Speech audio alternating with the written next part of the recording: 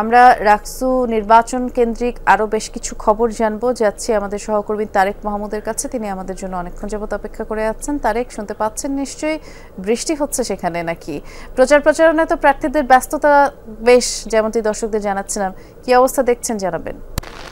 বৃষ্টি সকাল থেকে প্রচারণা চলছে, তবে সকাল থেকে যে বিষয়টি হয়েছে যে পোষ্য কোটা নিয়ে শিক্ষার্থীরা অনশনে বসেছে গতকাল সন্ধ্যা ৬টা থেকে এবং তাদের অনশন এখন পর্যন্ত চলছে। পোষ্য কোটার বিপক্ষে তারা দীর্ঘ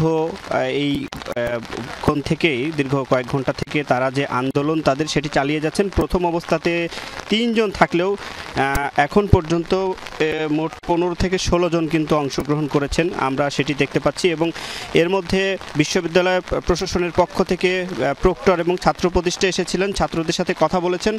বলার পরে আমরা যেটা দেখেছি যে শিক্ষার্থীরা তাদের বিষয়টি নিয়ে অনড় এবং তারা বলছেন যে তাদের যে পোষ্য কোটা, যে এই পোষ্য কোটার বিপক্ষে তাদের অবস্থান এবং পোষ্য কোটা থাকা অবস্থাতে পুনরায় যে পোষ্য কোটা চালু হয়েছে বিশ্ববিদ্যালয়ে, সে বিষয়টি মীমাংসা না হওয়া পর্যন্ত তাদের যে অনশন সেটি কিন্তু চালিয়ে যাবেন।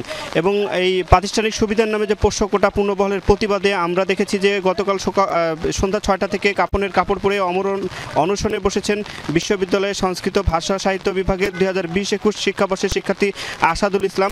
এরপরে তিনি কিন্তু রাজশাহী বিশ্ববিদ্যালয়ে রাকসুর যে হল সংসদ নির্বাচনে শহীদ সোহরাওয়ার্দী হলের স্বতন্ত্র ভিপি প্রার্থী। এবং এর সাথে সাথে আমরা দেখেছি যে তারপরে সন্ধ্যার পরে রাজশাহী বিশ্ববিদ্যালয়ের আরও কয়েকটি বিভাগের শিক্ষার্থীরা তারা অংশগ্রহণ করেছে এই অনশনে এবং এখন পর্যন্ত অনশন চলছে বৃষ্টিতে ভিজে। আমি একটু আগে দেখেছি 2 জন শিক্ষার্থী অসুস্থ হয়ে গিয়েছে এবং প্রশাসন এসে তাদের বোঝানোর চেষ্টা করছে এবং প্রচারণাও কিন্তু অন্যদিকে করছেন যারা প্রার্থী রয়েছে তারা।